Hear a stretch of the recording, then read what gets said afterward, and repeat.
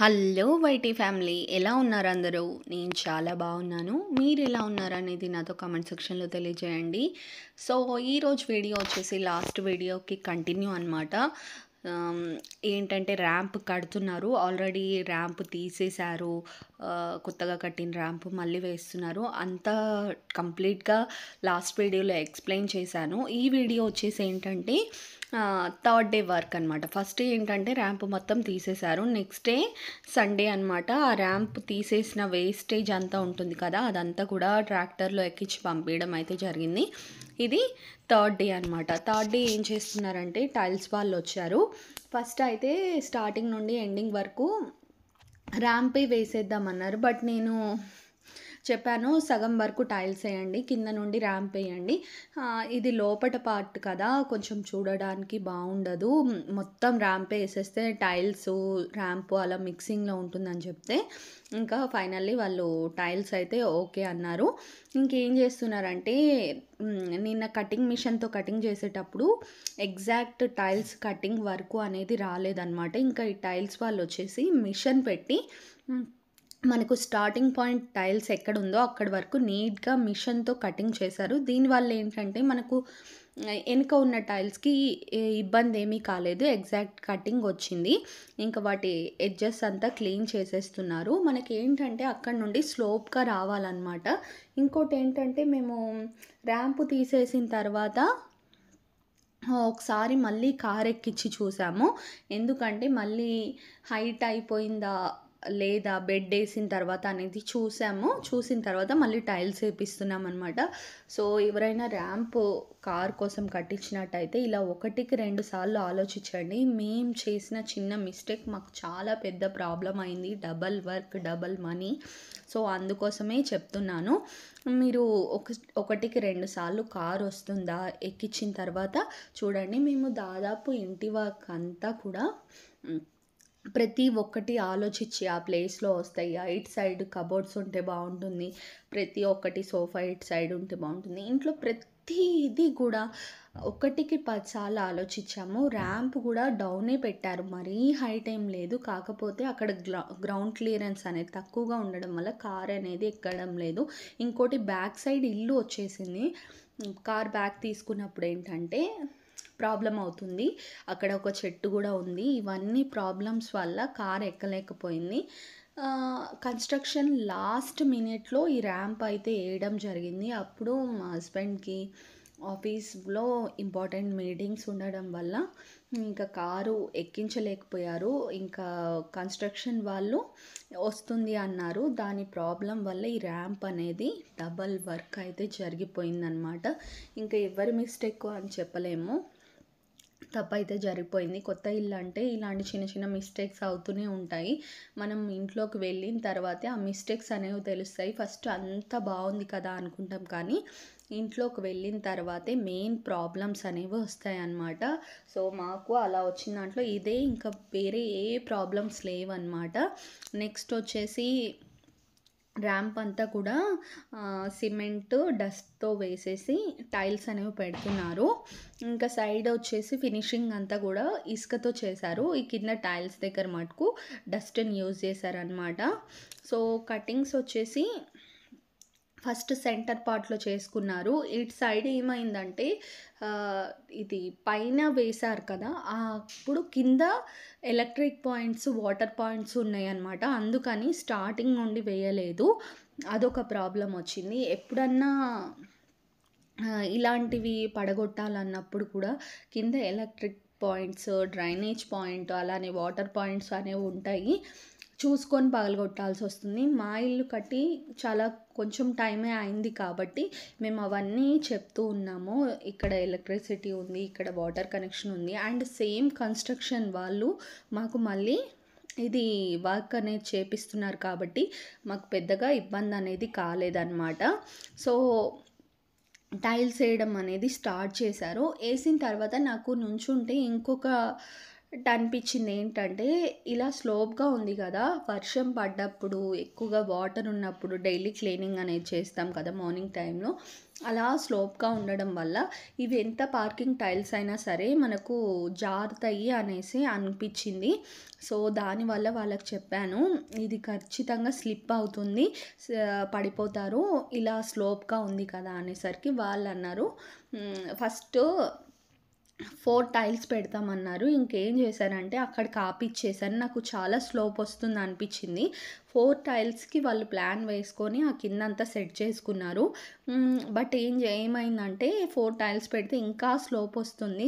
జారిపోతాం ఖచ్చితంగా అనిపించింది. సో, వాళ్ళు నెక్స్ట్ డే ఏం చేశారంటే, కటింగ్స్ ఇస్తాం మేడం. కటింగ్స్ ఇవ్వడం వల్ల జారరు. ఆ కటింగ్స్ కొంచెం హైట్ ఉంటాయి. కొద్దిగా మనకు కారు ఎక్కడానికి ఇబ్బంది కాదు. అండ్ ఆహ్, నడవడానికి కూడా ఇబ్బంది కాదు అని చెప్పారనమాట. సో, ఇంకా ఫోర్త్ టైల్ అయితే ఆ రోజుకి టైం అయిపోయింది. ఆపేసి నెక్స్ట్ డే వచ్చి ఫోర్త్ టైల్ పెట్టారనమాట. కటింగ్స్ చూసిన తర్వాత ఓకే. ఫోర్త్ టైల్ కూడా పెట్టండి అని చెప్పేసరికి ఫోర్త్ టైల్ పెట్టారు కటింగ్ చేసి. సో, ఇలా స్లోప్ ఇచ్చినప్పుడు ఏంటంటే, మామూలు టైల్స్ అయితే జారుతాయి. కానీ పార్కింగ్ టైల్స్ కూడా ఖచ్చితంగా జారుతాయండి. సో, చూసుకొని మనము టైల్స్ అయితే పెట్టుకోవాల్సి ఉంటుంది. స్ట్రెయిట్‌గా ఉంటే పర్వాలేదు.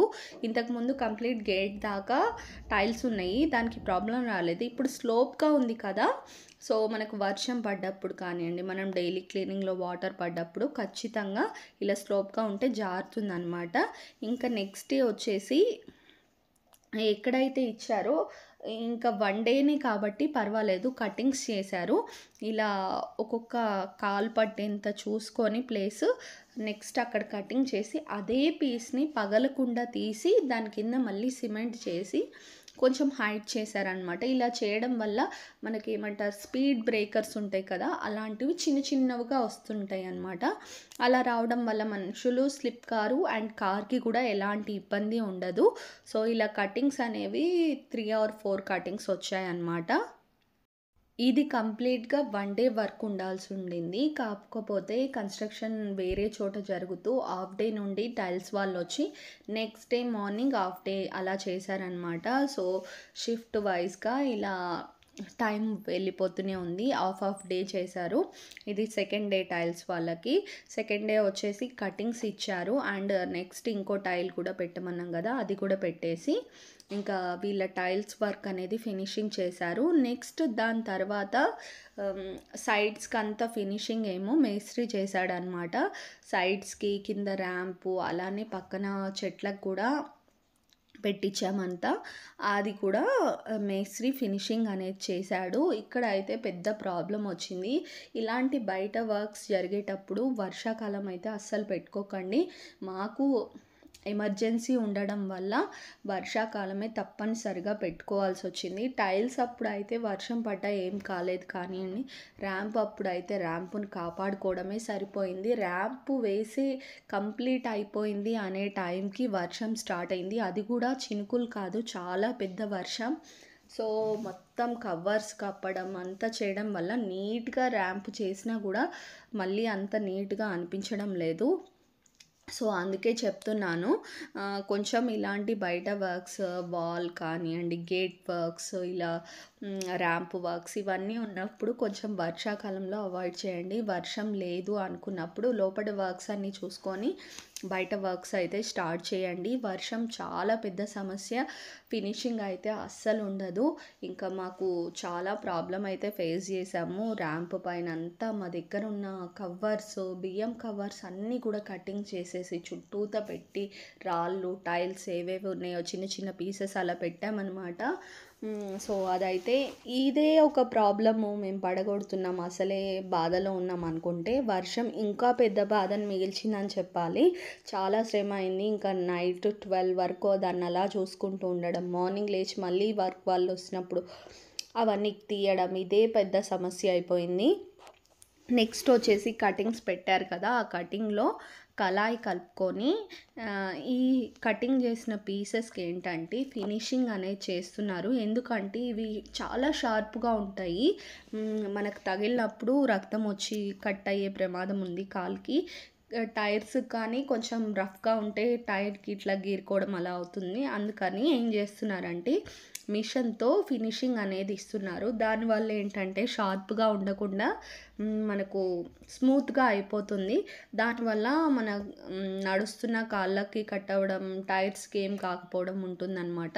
సో, వాళ్ళు కటింగ్స్ ఎగ్జాక్ట్ ఆ పీసెస్‌ని బ్రేక్ అవ్వకుండా తీసుకొని అదే ప్లేస్‌లో కొంచెం కళాయి కలుపుకొని అటాచ్ చేస్తున్నారనమాట. ఇలా చేయడం వల్ల మనకు ఒక చిన్న స్పీడ్ బ్రేకర్ లాగా వస్తుంది. మనం స్లిప్ అవ్వకుండా ఉంటామన్నమాట.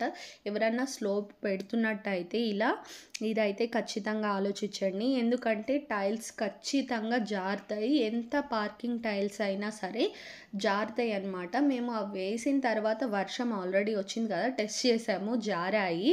సో, నెక్స్ట్ డే వాళ్ళకి చెప్పాము కూడా, నేను నిన్న అనుకున్నట్టుగానే జారాయి.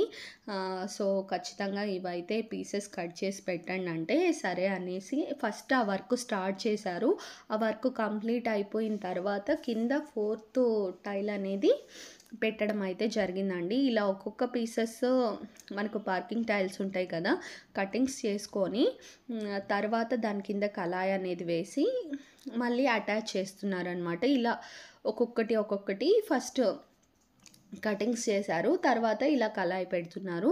దీనికి కొంచెం టైం పడుతుందనే చెప్పాలి. కానీ టైం పట్టినా ఖచ్చితంగా చేయించుకోండి. ఇలా స్లోప్ ఉంటే కనుక తర్వాత మనం ప్రాబ్లమ్ ఫేస్ చేయకుండా. ఇంకోటి ఏంటంటే మనం ఈ వర్క్ జరిగిన వెంటనే ఇది చేయించుకుంటే బెటరు. ఎందుకంటే ఆ టైల్ అనేది మనకు సిమెంట్‌కి బాగా పట్టేస్తే ఎగ్జాక్ట్ పీస్ కటింగ్ రాకపోవడం వల్ల అది ముక్కలు బ్రేక్ అయిపోయి మళ్ళీ ఎక్స్ట్రా టైల్స్ కట్ చేసి ఆ పీసెస్ పెట్టాల్సొస్తుంది. అది ఇంకొక ఖర్చు అవుతుంది. సో, అలా కాకుండా మనం ఈ వర్క్‌తో పాటే వాళ్ళకి చెప్పేసినట్టయితే వాళ్ళు కటింగ్స్ చేసేసి నెక్స్ట్ వెంటనే పెట్టేస్తారు. ఎగ్జాక్ట్ ఆ పీసెసే మనకొస్తాయన్నమాట. సో, ఇలా అయితే వర్క్ జరిగింది. కంప్లీట్‌గా అన్నిటికి కూడా పీసెస్ అనేది అటాచ్ చేశారు. 4 టైల్స్ పెట్టారు. నెక్స్ట్ వచ్చేసి మనకు కింద ర్యాంపు అలానే సైడ్ మొక్కల కోసమని చిన్న డిజైన్ లాగా పెట్టించాము. ఇదిగోండి మొత్తం వర్క్ కంప్లీట్ అయిన తర్వాత ఈ సిమెంట్ అంతా కూడా తీసేస్తున్నారు.